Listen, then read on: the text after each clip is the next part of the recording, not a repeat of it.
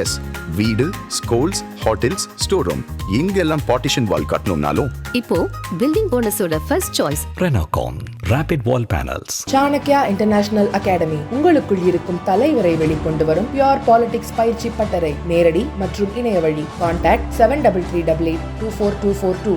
செயல்பாடு ஒண்ணுமே இல்லைங்க. இது காட்டு மிராண்டித்தனமான கூச்சல். அதுக்கே இந்த கவர்மெண்ட் வேடிக்கை பார்க்குறாங்க. எனக்கு ஒன்றும் புரியவே மாட்டேங்குது. பாட்டு கத்துறாரு, என்ன பேசுறாரு, அழுத்தம் கொடுக்கலன்றாரு. எந்த பிரச்சனை, என்ன அழுத்தம் கொடுக்கறது இருக்கீங்க? எல்லா அழுத்தத்தையும் தான் கொடுத்துட்ருக்கோம். அவங்கள திருப்பி திராவிட முன்னேற்ற கழகத்தினுடைய உறுப்பினர்களோ யாரோ கேட்டிருக்கணும் எங்கள் அசம்பிளியில். இவர் அழுத்தம் கொடுக்கறதுக்கு எத்தனை நாடாளுமன்ற உறுப்பினர் வச்சுருக்காரு? நாடாளுமன்றத்தில் எங்கேருந்து அழுத்தம் கொடுக்கறது? ஜீரோவில் இருக்குது. நீ நாடாளுமன்றத்தில் ஜீரோவில் எம்பி இல்லாமல் உட்காந்துட்டு அசிங்கம் இல்லை. அதில் அழுத்தம் கொடுக்குன்னு சொல்லி இன்னொருத்தங்களை போய் வேகமாக ஃபோர்ஸ் பண்ணி கேட்குறதுங்கிறது ஒரு அது ஏதோ காட்டுக்கத்தல் கத்தி. நான் என்ன கேட்குறேன், மாண்பு முதல்வர் அவர்களையும் சபாநாயகர் எல்லாத்தையும், என்ன முடிவில் இருக்கீங்க? பழனிசாமி இல்லாமல் நான் அசம்பிளி நடக்காதா? பழனிசாமி வச்சு நடத்தினாதான் அது சட்டமன்றமாக இருக்குமா? எனக்கு புரிய மாட்டேங்குது. எனக்கு அது பழனிசாமி வச்சு கேம் ஆடிட்டு இருக்கான். அதாவது ஒரு முட்டாள் கிடைச்சிட்டான்னு அவன் கற்றுட்டும் கெலட்டா பண்ணிட்டு எது வேணாலும் பண்ணிட்டோம் நீங்கள் நினைக்கிறீங்களா? எனக்கு புரியல. தமிழ்நாடு சட்டமன்றத்தில் ஒரு வரைமுறை இல்லாத முறையில் கத்தி அழுத்தம் கொடுக்கலாம். என்னத்தை அழுத்தம் கொடுக்குறது? பஞ்சாப் விவசாயிகள் ப்ரைஸை ஃபிக்ஸ் பண்ண சொல்லி டெல்லி பார்டரில் உட்காந்து எத்தனை பேர் செத்தாங்க. அப்போல்லாம் என்ன இவர் அழுத்தம் கொடுத்து கிழிச்சார் முதலமைச்சராக இருக்கப்போ? என்னைக்காவது குரல் கொடுத்தது உண்டா? திரு ஐயா கண்ணை நான் தான் இங்கே தஞ்சாவூருக்கு கூப்பிட்டு வந்தேன். அவரை பழனியில் இருந்தார். ஒரு கிலடாகி போச்சு, இங்கே கூப்பிட்டு வந்தேன் நான். அன்னைக்கு விவசாயிகள் மாநாடு நடந்தப்போ அவர் கேளுங்க சொல்லுவார். அவர் நான் தான் கூட்டு போய் உள்ளே போய் மினிஸ்டர் தம்பிதுரையை வச்சு கூட்டு போய் மினிஸ்டரை பார்க்க வச்சோம் உள்ளார. வா ஏதோ காய்ச்சி மூச்சுன்னு கத்தி நீங்கள் அழுத்தம் கொடுக்கல. நீங்கள் என்ன, நீங்கள் 4.5 வருஷத்தில் நீங்கள் என்ன இவர் என்ன அழுத்தம் கொடுத்து என்னென்னலாம் கிழிச்சிருக்காரு மத்திய அரசுகிட்ட சொல்ல முடியுமா அவரால்?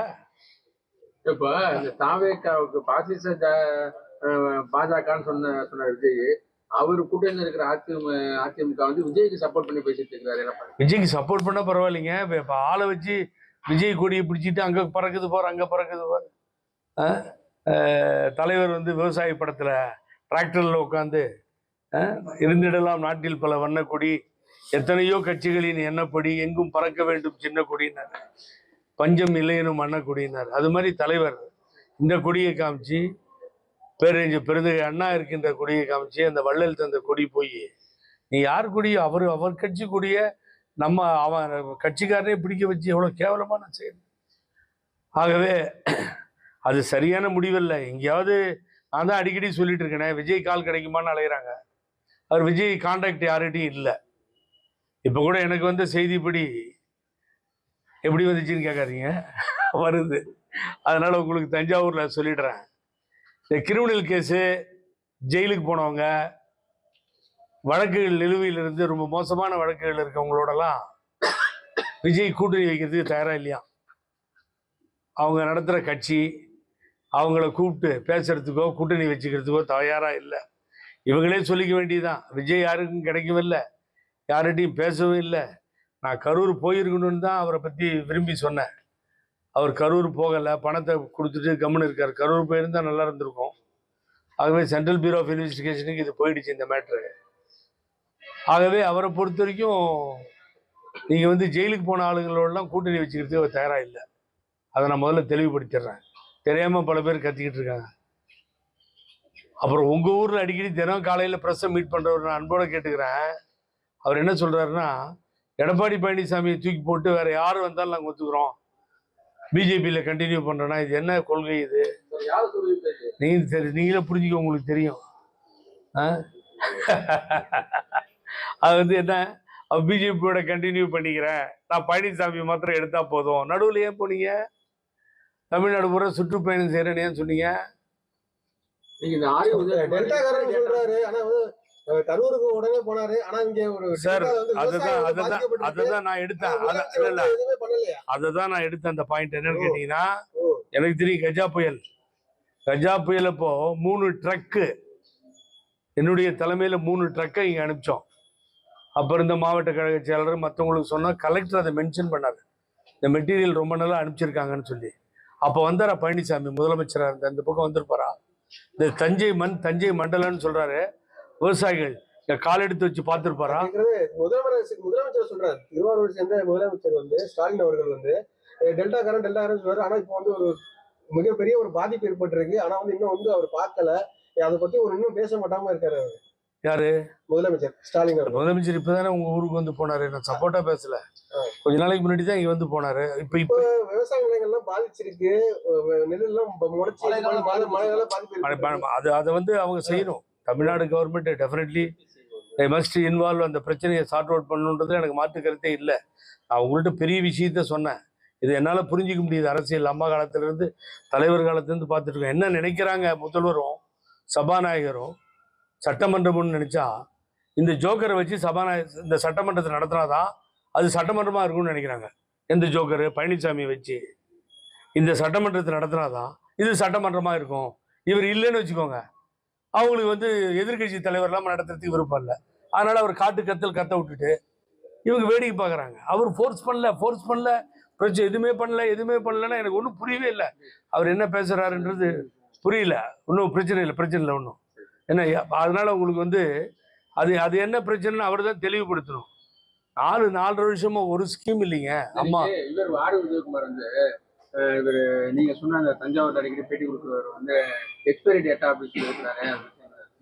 அவர் ரொம்ப யோகியமானவர். அவர் வந்து பாலிவுட், அதாவது அவருக்கெல்லாம் வந்து இவரை என்னவோ சொல்லிட்டு போகட்டும். தினகரன் அந்த விஷயத்துக்கு வரல, அது கரெக்டா இல்லையா, எக்ஸ்பயர் ஆன மருந்தா இல்லையான்றதுக்கும் வரல. நான் என்ன கேட்குறேன், உதயகுமார்னா என்ன யோகியது இருக்கு? RSS இது இப்போ இந்து முன்னணி கூட்டத்தில் மேலே ஏறி கலந்துக்கிறதும், RSS கூட்டத்தில் கலந்துக்கிறதும், துண்டை எடுத்து போடுறாரு சார். பிஜேபி துண்டை எடுத்து யாருக்கு? நயினார் நாகேந்திரனுக்கு போட்டு, அந்த பாரதிய ஜனதா துண்டை கொண்டு போய் போட்டு அழகு பார்க்குறீங்கன்னா நீங்களாம் அம்மாட்ட இருந்து வளர்ந்து வந்தவங்களா? சொல்லுங்க பார்ப்போம். இன்னொருத்தங்களை பேசுறதுக்கு பின்னாடி நம்ம முதுகு திரும்பி பார்க்கணும், என்ன பேசுறோம் அப்படின்னு சொல்லி. ஆகவே உதயகுமார் என்ற ஆள்லாம் வந்து மாறி பேசுறதுல தான் கண்ணு கருத்துமா இருக்காரு. எங்க போச்சுங்க, சவுத்தே தோத்து போச்சு. இப்போ எலெக்ஷன் வந்து என்ன ஆக போகுது? உதயகுமார் அவருடைய தொகுதியில் நின்று ஜெயிச்சுட்டு வரோமா? இந்த கூட்டணி இல்லாம இங்க உள்கட்சி பிரச்சனை, வீட்டு பிரச்சனைய சால்வ் பண்ணாம இந்த கட்சி இனிமேல் ஜெயிக்க போறது இல்லை. வேற வேதனையோட சொல்றேன் நான். ஆகவே எல்லோரையும் சேர்த்து போகணுன்ற மனப்பக்குவம் இல்லாத பழனிசாமியும் உதயகுமாரும் மற்றவர்களும் எதையுமே இங்கே வந்து சக்ஸஸ் பண்ணவே முடியாது. ஆகவே பெரிய படுதோல்வி தான் ஏற்படும். அதில் மாற்றுக்கிறது எனக்கு கிடையாது. உதயகுமார் முதல்ல அவரை திருத்திக்கிறத பார்க்கட்டும். பழனிசாமிக்கு ஜால்ரா அடித்து ஒன்றும் ஆக போகிறது இல்லை. பழனிசாமியை தூக்கி நிறுத்தி இன்னொரு உண்மையும் சொல்கிறேன் நான். இப்போ தஞ்சாவூரில் வச்சு உங்களுக்கு சொல்கிறேன்னா, இன்னைக்கு பழனிசாமி கூட இருக்க 2ஆம் கட்ட தலைவர்கள், நான் பேரை சொல்ல விரும்பல, நல்லா இருக்காது, என்னோட பேசிட்டு இருக்காங்க. அவங்க ரொம்ப கிளியரா இருக்காங்க. ஒரு தடவை சொல்லிட்டாரு, தோத்தாலும் கொள்கை தான் முக்கியம்னு. எந்த கொள்கையும் கோட்பாடும் ஒரு வெங்காயமும் தெரியாது இவருக்கு. காட்டு மிராண்டிக்கு என்ன தெரியும்? கொள்கை அதிமுக கொள்கை பற்றி இவருக்கு தெரியுமா? தெரியாது. ஆனால் இவர் அதை பேஸ் பண்ணி கட்சி தோத்துரும், ஆனால் கொள்கை மாத்திரம் தோக்க விட மாட்டோன்ட்டாரு. இப்போ கூட இருக்க தலைவர்கள் பூரா என்ன பண்ணிட்டாங்கன்னு கேட்டிங்கன்னா, பூராவுமே பழனிசாமி கூட இருக்க அத்தனை பேரும் தேர்தலில் நிற்கிறதுக்கு வரமாட்டாங்க. எந்த தொகுதியிலையும் நிற்கிறதுக்கு வரமாட்டாங்க. இன்னைக்கு எழுதி வச்சுக்கோங்க, அதுதான் நடக்க போகுது. ஆகவே கம்ப்ளீட்டாக they are not interested. Palaniswami வேட்பாளரை தேடி அலைகின்ற சூழ்நிலை 2026 வரும்.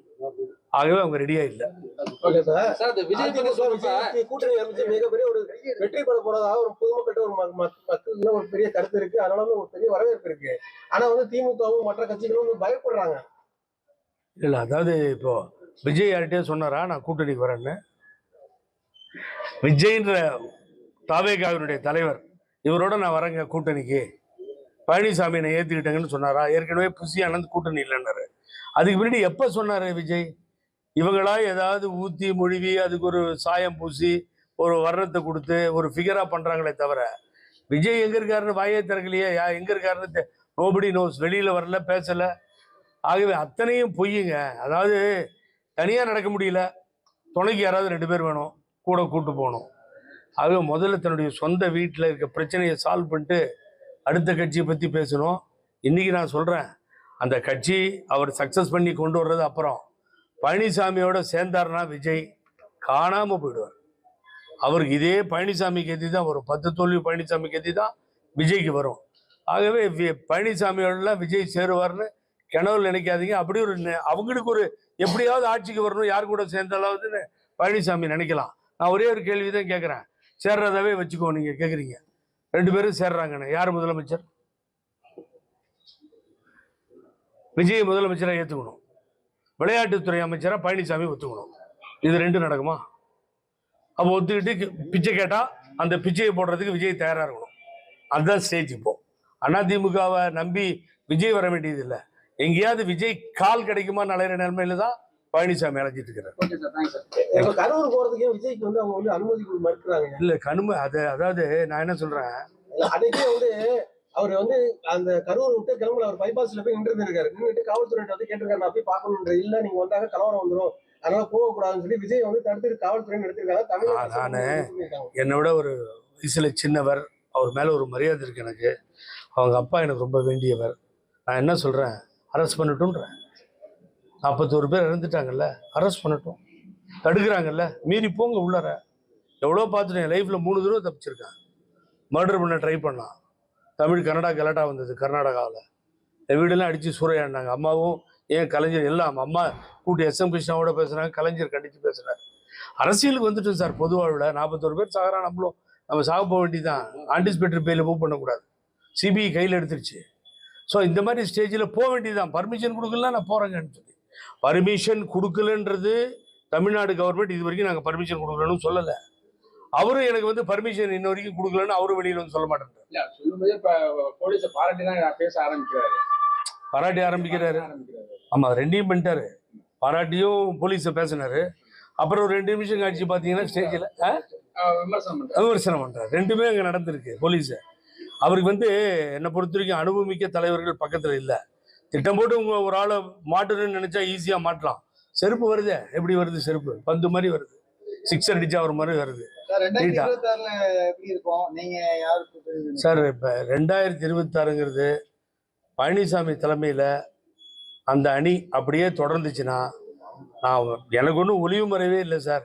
நான் இன்னைக்கு உண்மையை சொல்றேன். நான் தஞ்சாவூர்ல நோட் பண்ணி வச்சுக்கோங்க. ஏன்னா திருப்பி எனக்கு ஒரு 4-5 சீட்டு தராது சார். தஞ்சாவூர்ல கம்ப்ளீட்டா ஒண்ணுமே வராம போயிடும். தஞ்சை மண்ணில இருந்து ஒரு சீட்டு ஜெயிச்சிட்டாங்கன்னா ரெடி. நான் என்னுடைய அன்பு நண்பர்கள் சரி, OS மணியனும் சரி, காமராஜும் சரி சேலஞ்ச் பண்றேன். டெபாசிட் தவடிக்கலன்னா நான் பேசிக்கிறேன். விஜயபாஸ்கரும் சேர்த்து புதுக்கோட்டையில் ஏதோ 2-3 சீட்டு வந்துச்சே தவிர சார், அதான் சொல்றேன். எனக்கு காதுக்கு வந்துருச்சு. நிக்கிறதுக்கு ரெடியா இல்லை. புது வேட்பாளர்களை தேர்ந்தெடுக்கிற எப்படியாவது பிடிங்கன்ற நிலைமைக்கு பழனிசாமி போயிட்டார். அதை தான் அவர் எல்லாருக்கும் சொல்லியிருக்காராம். புது வேட்பாளர் அப்படிங்க, செலவு நமக்கு அதிகமாக ஆகாது, பழைய ஆளுங்க யாரும் நிற்க மாட்டாங்க, கவலைப்படாது. இங்கே இருக்கவங்களே இங்கே இப்போ முன்னாள் அமைச்சர்கள் MLA இருக்கவங்களாம் நிற்க மாட்டாங்க, நைஸாக கழுதுக்குவாங்க. இதுதான் உண்மை. நடந்தது இல்லை, எதிர்கட்சி தலைவருடைய செயல்பாடு எப்படி இருக்கு? எடப்பாடி செயல்பாடு ஒன்றுமே இல்லைங்க. இது காட்டு மிராண்டித்தனமான கூச்சல். அதுக்கே இந்த கவர்மெண்ட் வேடிக்கை பார்க்குறாங்க. எனக்கு ஒன்றும் புரியவே மாட்டேங்குது. பாட்டு கத்துறாரு, என்ன பேசுறாரு, அழுத்தம் கொடுக்கலன்றாரு. எந்த பிரச்சனை, என்ன அழுத்தம் கொடுக்கறது இருக்கீங்க? எல்லா அழுத்தத்தையும் தான் கொடுத்துட்ருக்கோம். அவங்கள திருப்பி திராவிட முன்னேற்ற கழகத்தினுடைய உறுப்பினர்களோ யாரோ கேட்டிருக்கணும் எங்கள் அசம்பிளியில். இவர் அழுத்தம் கொடுக்கறதுக்கு எத்தனை நாடாளுமன்ற உறுப்பினர் வச்சிருக்காரு? நாடாளுமன்றத்தில் எங்கேருந்து அழுத்தம் கொடுக்கறது? 0ல் இருக்கு. நீ நாடாளுமன்றத்தில் 0ல் MP இல்லாமல் உட்காந்துட்டு அசிங்கம் இல்லை. அதில் அழுத்தம் கொடுக்குன்னு சொல்லி இன்னொருத்தங்களை போய் வேகமாக ஃபோர்ஸ் பண்ணி கேட்கறதுங்கிறது ஒரு அது ஏதோ காட்டுக்கத்தல் கத்தி. நான் என்ன கேட்குறேன், மாண்பு முதல்வர் அவர்களையும் சபாநாயகர் எல்லாத்தையும், என்ன முடிவில் இருக்கீங்க? பழனிசாமி இல்லாமல் நான் அசம்பிளி நடக்காதா? பழனிசாமி வச்சு நடத்தினாதான் அது வந்து சட்டமன்றமாக இருக்குமா? எனக்கு புரிய மாட்டேங்குது. எனக்கு அது பழனிசாமி வச்சு கேம் ஆடிட்டு இருக்கான். அதாவது ஒரு முட்டாள் கிடைச்சிட்டான்னு அவன் கற்றுட்டும் கெலட்டா போட்டு எது வேணாலும் பண்ணிட்டோம் நீங்கள் நினைக்கிறீங்களா? எனக்கு புரியல. தமிழ்நாடு சட்டமன்றத்தில் ஒரு வரைமுறை இல்லாத முறையில் கத்தி அழுத்தம் கொடுக்கலாம். என்னத்தை அழுத்தம் கொடுக்குறது? பஞ்சாப் விவசாயிகள் வந்து ப்ரைஸை ஃபிக்ஸ் பண்ண சொல்லி டெல்லி பார்டரில் உட்காந்து எத்தனை பேர் செத்தாங்க. அப்போல்லாம் என்ன இவர் அழுத்தம் கொடுத்து கிழிச்சார் முதலமைச்சராக இருக்கப்போ? என்னைக்காவது குரல் கொடுத்தது உண்டா? திரு ஐயா கண்ணை நான் தான் இங்கே தஞ்சாவூருக்கு கூப்பிட்டு வந்தேன். அவரை பழனியில் இருந்தார். ஒரு கிலடாகி போச்சு, இங்கே கூப்பிட்டு வந்தேன் நான். அன்னைக்கு விவசாயிகள் மாநாடு நடந்தப்போ அவர் கேளுங்க சொல்லுவார். அவர் நான் தான் கூட்டு போய் உள்ளே போய் மினிஸ்டர் தம்பிதுரையை வச்சு கூட்டு போய் மினிஸ்டரை பார்க்க வச்சோம் உள்ளார. ஏதோ காய்ச்சி மூச்சுன்னு கத்தி நீங்க அழுத்தம் கொடுக்கல நீங்க என்ன, நீங்க 4.5 வருஷத்துல நீங்க என்ன இவர் என்ன அழுத்தம் கொடுத்து என்னென்னலாம் கிழிச்சிருக்காரு மத்திய அரசு கிட்ட சொல்ல முடியுமா அவரால? இப்ப இந்த தாவேக்காவுக்கு பாஜகன்னு சொன்ன விஜய், அவர் கூட்டணியில் இருக்கிற அதிமுக வந்து விஜய்க்கு சப்போர்ட் பண்ணி பேசிட்டு இருக்கிறாரு. என்ன விஜய்க்கு சப்போர்ட் பண்ணா பரவாயில்லைங்க. இப்ப ஆளை வச்சு விஜய் கொடியை பிடிச்சிட்டு அங்க பறக்குது பாரு.